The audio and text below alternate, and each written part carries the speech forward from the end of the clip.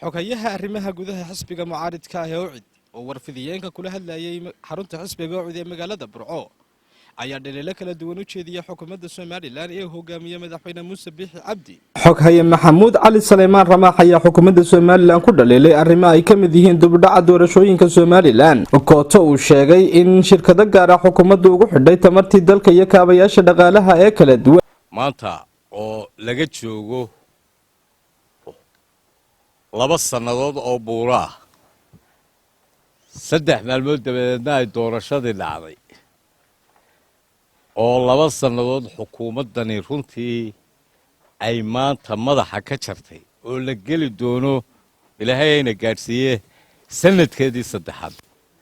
waxaan marka hore qirayaa ama ummadda u sheegayaa inay xukuumadda kulmiye ku guuldarraysatay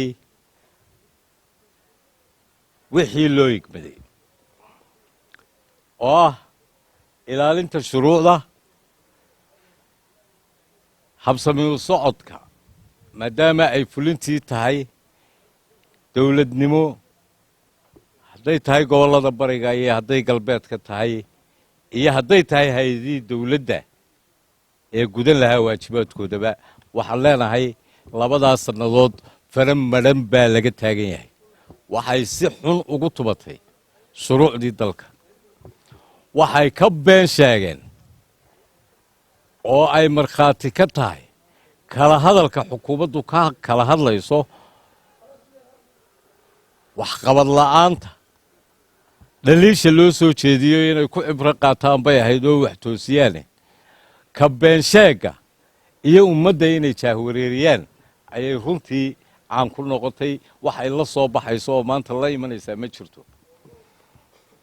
waxay iyaduna intaasi sii dheer miisaaniyaddii muddada 2 sannadood ahayd wax allaala iyo wax qaabkii ay u qornayd lagaga dhaqmay haba yaraatee maba jirto, iyadoo 40% aan marnaba la soo bandhigin dakhligii dalka soo gelayay laguna darin ka imika soo socdana aanay weli ku darin in miisaaniyaddaasina ay tahay hanti ummadeed, hantidii ummadda oo la jaahwareerinayo halkay gashay. waa ogtiinoo wasaarad walba waxaa lagu amray 30% oo ah mushaharka iyo shidaalka wax dhaafsiisan ay isticmaali kartaan ma jirto.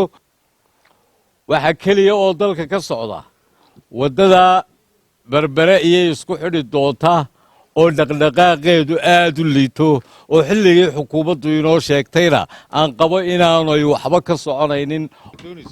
cid baa u xil saaran waajibna ay ku tahay inay dalka doorasho ka qabato, kama aha xusbiyada mucaaridkaa kuma aha. waaba wax yarba waxay doorka ay ku leeyihiin xusbiyada mucaaridkii waa wax yar.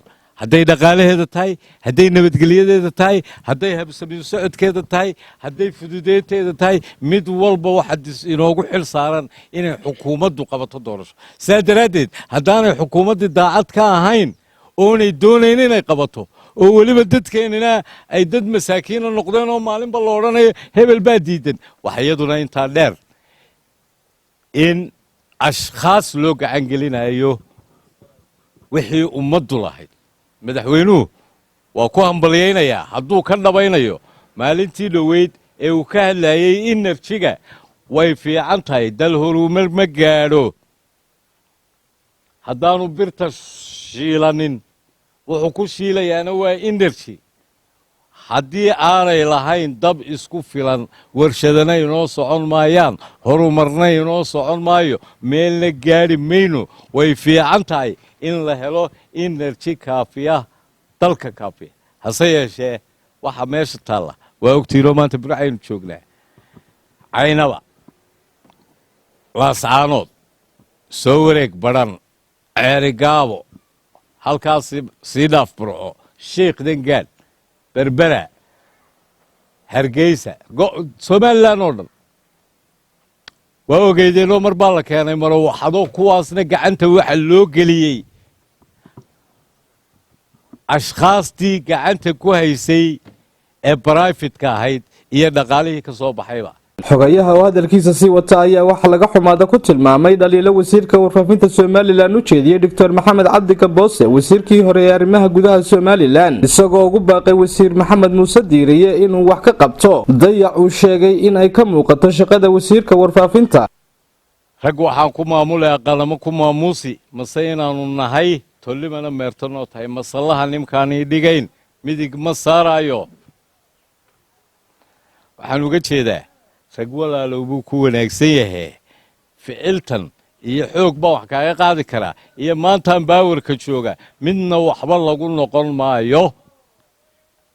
waa dhibaato caama oo taagan taasina waxaan kaga tegay runtii intaa waxaa kalaan la hadlayaa runtii aan aad u dhibsaday hadalle ka soo yeedhayey wasiirka warfaafinta saaxiibkay maxamed muuse. waxaan leeyahay burco idaacaddii lagama dhegaysto hargeysa duleedkeeda lagama dhegaysto tvgii waan ka warhaynaa halkuu maraayo inaad ku fillaataabay ahayd weligeed may dhicin xukuumadihii dalka ee kala dambeeyey ilaa cigaaldaayo dadaal badan baa la saari jiray waa waxyaabaha ku guuldarraysateen laakiin dhawaaqii dadka waxaa idinka asturaya tiifiyadan faraha badan ee wararka lagala soconayo laakiin wixii warbaahintii xukuumaddu lahayd ee maanta aad mas-uulka ka tahay inaad hanataabaan saaxiibkaa eegaynay inaad adigu dhaliisho gabboose iyo kuwa la midkaa maaha gabboosoo keliya maantaan ku celinayaa haddana waxaa loo baahan yahay dalka badbaadadiisa in la helo siyaasiyiinta niqaabka xidhani inay niqaabka iska rogaan waayo dalku wuxuu marayaa xaalad adag buu marayaa. waa fahmi kaysa xirsi bulsha TV Burco.